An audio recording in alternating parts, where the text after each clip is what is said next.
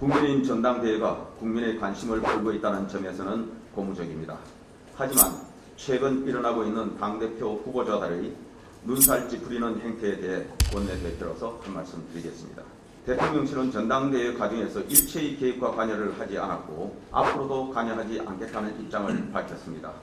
후보자들 역시 대통령실을 전당대회에 끌어들이는 일은 없어야 할 것입니다.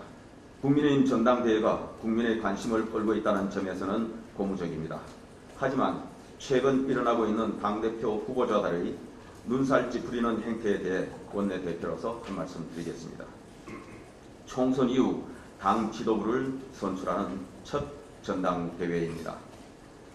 전당대회는 당과 국가의 미래를 그리고 당의 성찰과 비전이 국민들께 제시되는 당에서 가장 중요한 행사입니다. 하지만 지금 전당대회 모습은 국민 눈높이에 맞지 않는 공방으로 자해적 행태를 보이고 있습니다.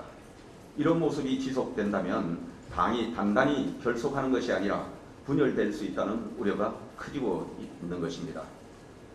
지금 우리는 헌법을 유린하는 거대 야당과의 투쟁에 당력을 집중해야 할 때입니다. 후보자들은 과거보다는 미래 비전을 제시하고 민생을 위해 무엇을 할 것인지를 두고서 경쟁해야 합니다. 특히 대통령실은 전당대회 과정에서 일체의 개입과 관여를 하지 않았고 앞으로도 관여하지 않겠다는 입장을 밝혔습니다. 후보자들 역시 대통령실을 전당대회에 끌어들이는 일은 없어야 할 것입니다. 전당대회 선관위도 당은 당규에 의거하여 엄정하게 선거를 관리해 주시기 바랍니다. 과열된 선거일수록 선관위가 공정하고 엄격한 판단으로 제 역할을 해주어 더 이상 후보자들 간에 눈살 찌푸리는 상호 비방 등이 재현되지 않도록 해주실 것을 당부드립니다. 그리고 지금 이 자리에 계신 당 지도부와 함께 선배 동료 의원님들께서도 자리에 무게에 맞는 올바른 원행으로 일체 오해가 없도록 유의해 주시기 바랍니다. 남은 선거운동 기간 동안 돈 없는 행태가 반복된다면 원내대표로서 과감히 지적하고 바로잡아 나갈 것임을 분명히 말씀드립니다. 국회의원들은 모두 똘똘 뭉쳐 단일 대우로 가자고 결의를 다지고 있는데 당 지도부 후보자들은 분열의 선거운동을 하는 것처럼 비춰지는 데 대해 당원과 국민 모두 매우 불편한 마음으로 예의주시하고 있습니다. 오로지 국민의 입장에서 국민의 눈으로 바라보길 바랍니다. 전당대회 과정에서 우리의 과도한 당내 갈등을 반기는 사람이 누구일지는 자명합니다. 지금의 선거보다 선거 이후가 더 중요합니다. 후보자들 모두 당의 지도자로서 선거 이후를 생각하며 선당 후사의 정신으로 선거에 임해 주시기를 바랍니다. 이상입니다. 네, 죄송합니다.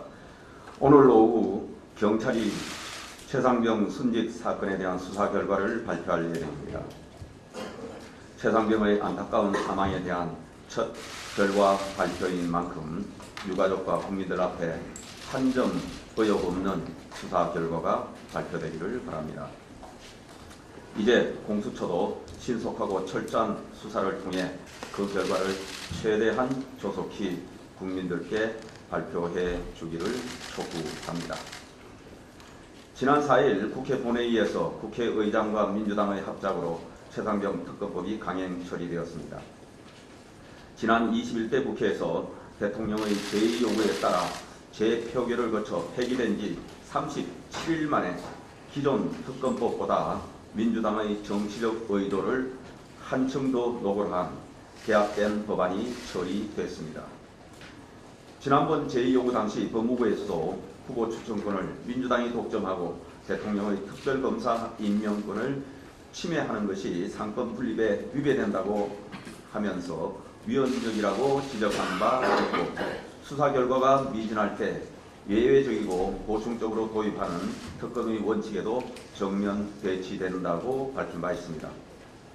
그럼에도 불구하고 이번에는 특별검사를 대한변협 대신 민주당과 비교섭 단체가 한 명씩 추천하고 대통령이 3일 내에 임명하지 않으면 연장자가 자동 임명되도록 하면서 심지어 특검에 공소 취소 권한까지 부여하는 엉터리 법안을 통과시켰습니다. 여야 간에 제대로 된 논의 한 번 없이 정치 공세용으로 무리하게 일방적으로 밀어붙였을 뿐만 아니라 위헌적 요소가 더 악화된 것입니다. 헌법에 대한 도전이자 헌법에 대한 조롱입니다.